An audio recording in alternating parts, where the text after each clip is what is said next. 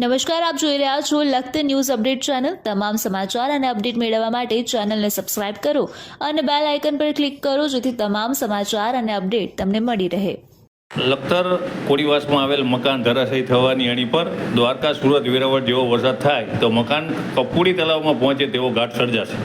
લખતર ગામના કોડીવાસ 3 રસ્તા પાસે આવેલ મકાન હાલના થોડા વરસાદમાં જર્જરિત થઈ ગયું છે। મકાનની ચારે બાજુની દિવાલ પડું થઈ ગઈ છે, ત્યારે મકાન માલિક દ્વારા તેને મીણિયા બાંધી અને સાચવવાની કોશિશ કરવામાં આવી રહી છે। ઉપરના નળિયા પણ વરસાદ વાવાઝોડામાં ઉડી જાય તેમ છે, ત્યારે મીડિયા સમક્ષ રજૂઆત કરતા અરજદારે જણાવ્યું હતું કે જો દ્વારકા સુરત સોમનાથ જેવો વરસાદ આવે તો તેનું મકાન ઘરવખરી સાથે કપૂડી તળાવ થઈને નળસરોવર પહોંચે તેમ છે।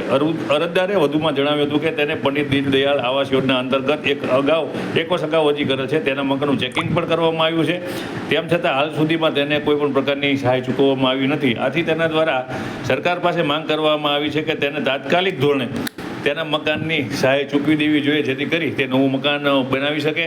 હાલમાં જે મકાન છે તે જોતાં તેની હાલત એવી થઈ રહી છે કે ઉપર આપ અને નીચે પડું મકાન તેવી હાલત હોવાથી તેના દ્વારા આ જે સરકાર પાસે માંગ કરવામાં છે કે તેને જે સહાય ચૂકવવાની થાય છે તે તાત્કાલિક ચૂકવી દેવી જોઈએ।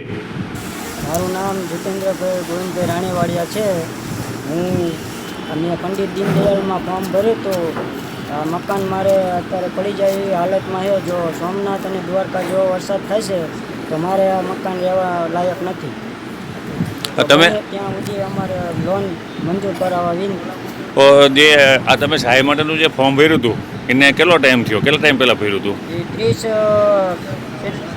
એ 12 મહિના થઈ ગયા ફોર્મ ભર્યું હતું, અને જોઈને મકાન ગયા એ 6 મહિના થઈ ગયા। એટલે નિરીક્ષક તમારું મકાન જોવા આવ્યા હતા? જોવા આવ્યા હતા, એ 6 મહિના થઈ ગયા। પછી તમને કોઈ બોલાવ્યા જ નથી? અને શુક્રવારે હું અહીંયા જવું પણ કોઈ મંજૂર કોઈ કરતું નથી, અને કોઈ તમારી સહાય મંજૂર કરતું નથી? હવે સરકાર આગળ તમારી શું વિનંતી છે?